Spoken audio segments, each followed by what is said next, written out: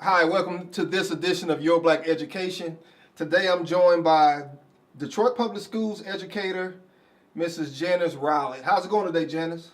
It's going great. How's it going with you? It's going fantastic. I have a picture up here because we having technical difficulties with the Skype because it's storming, but we're going to get this conversation out into the public anyhow because I think it's very important.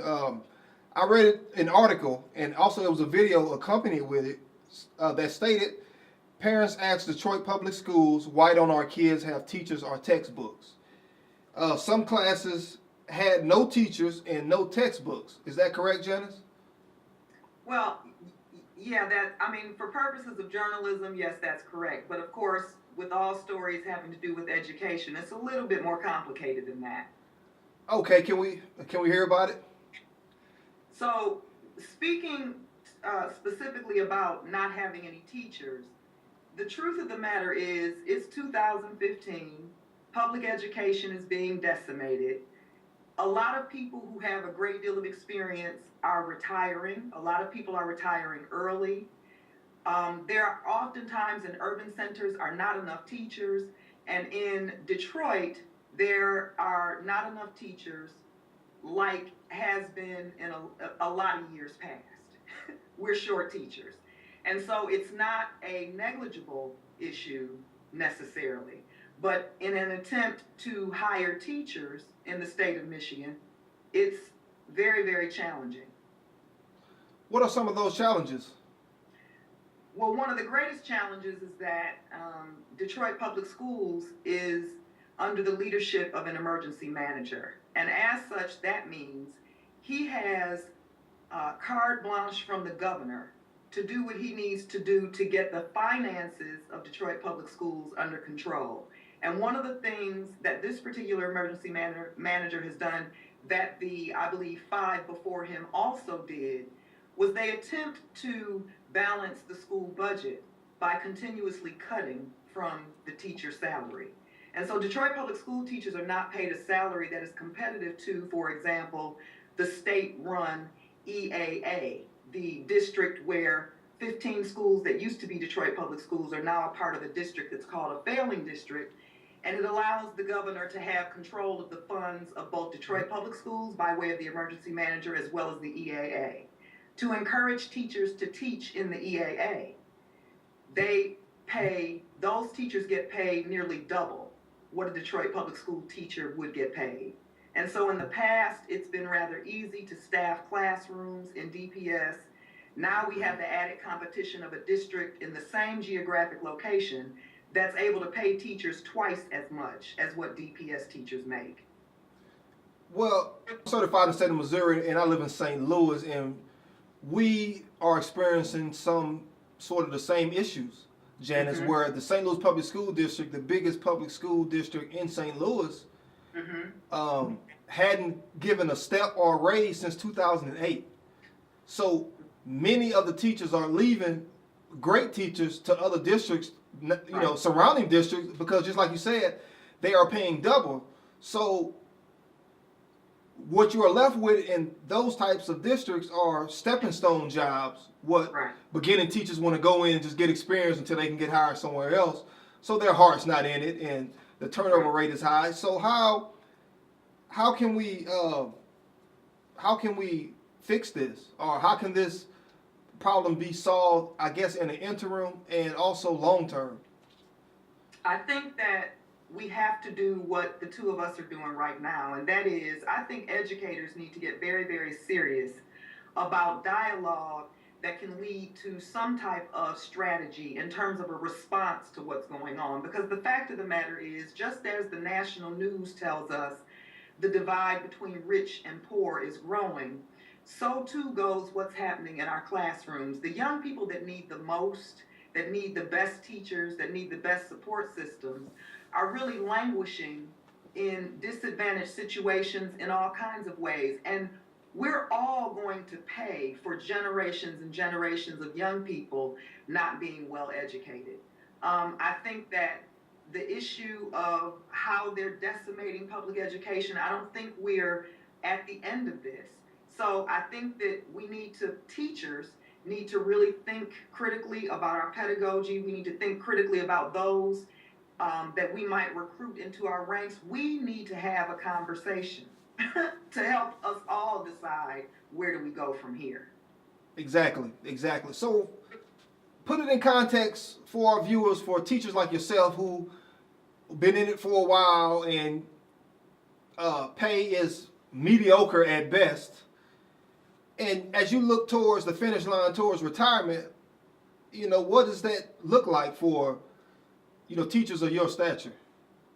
Well, I probably, like you, was raised in a middle class home where I watched my parents work every day, and they talked to me and my sister all the time about how you work hard for a certain period of time and then you retire. You retire to both rest and enjoy, but you also retire to enable the next group of people to be able to do the same thing you did.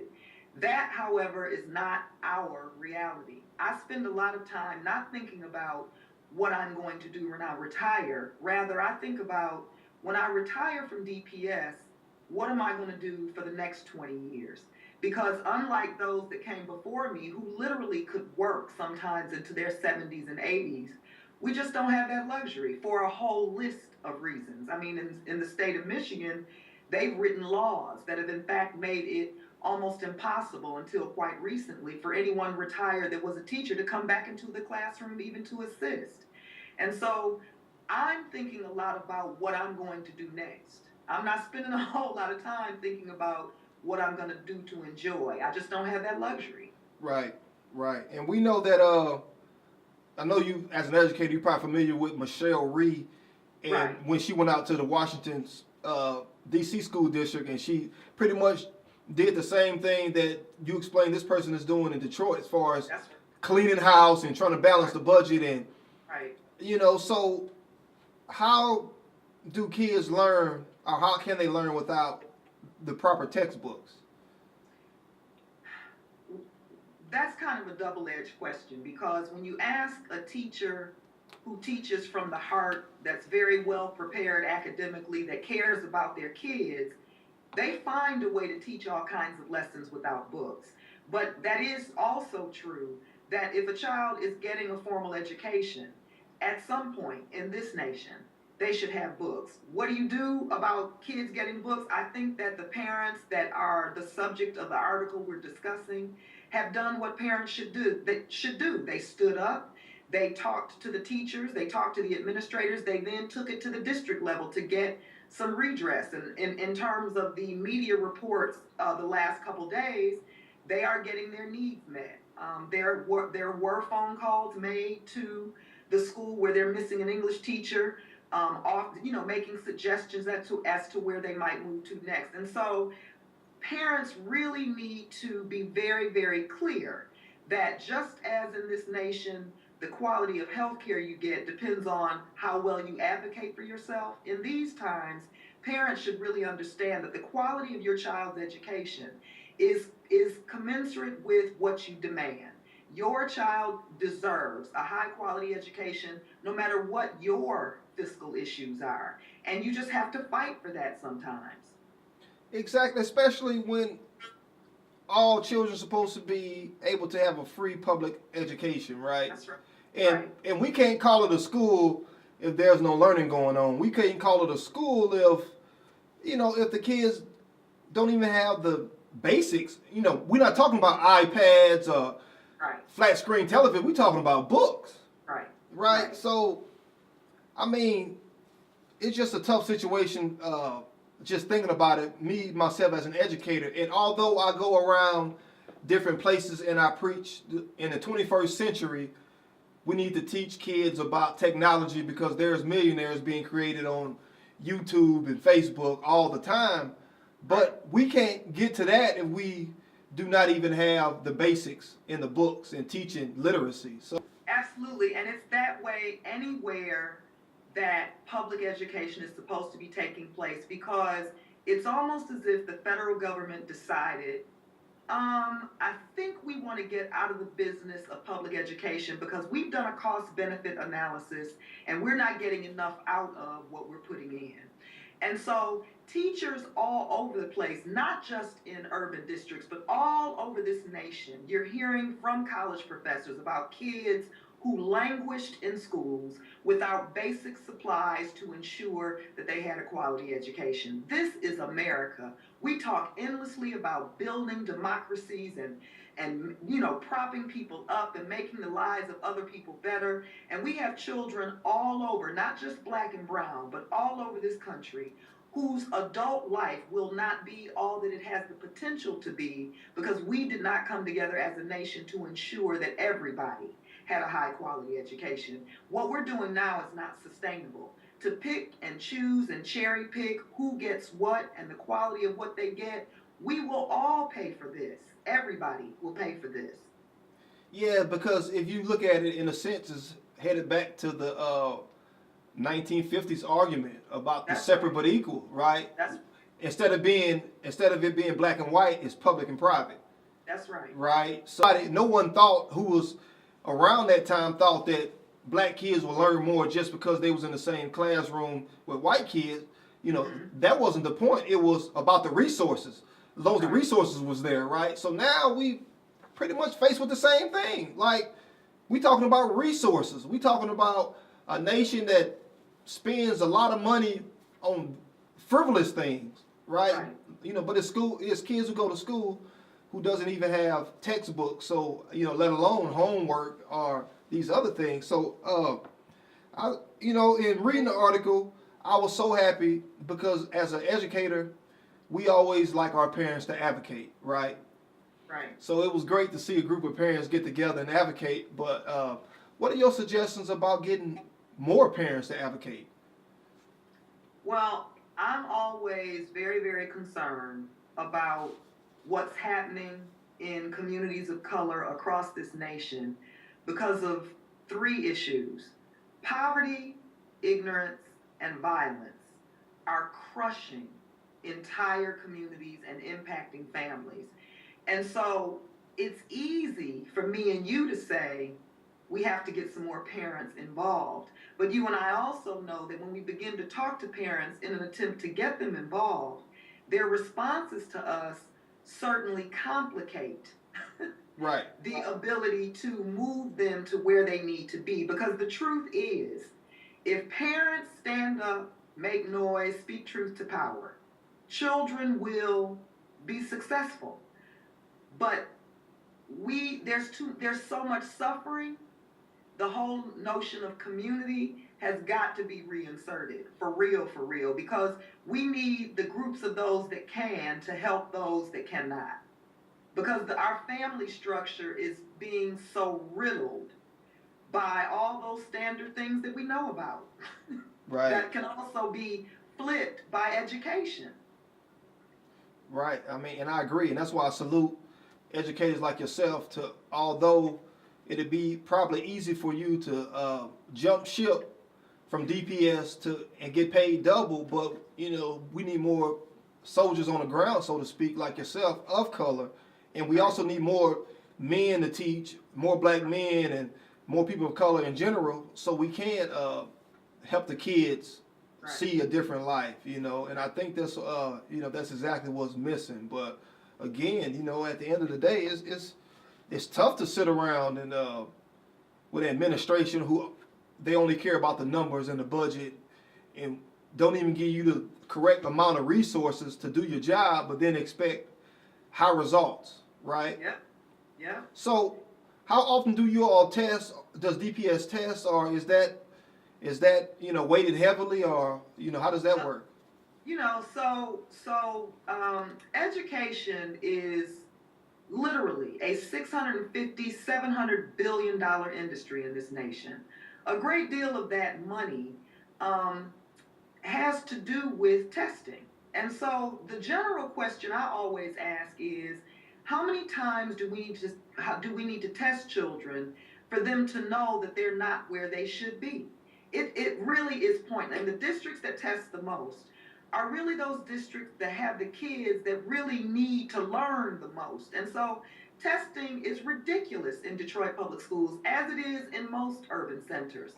But administrators, I think, are frustrated by that because it is at the district level that they're told you must do this, and the administrators necessarily pass that on to the teachers.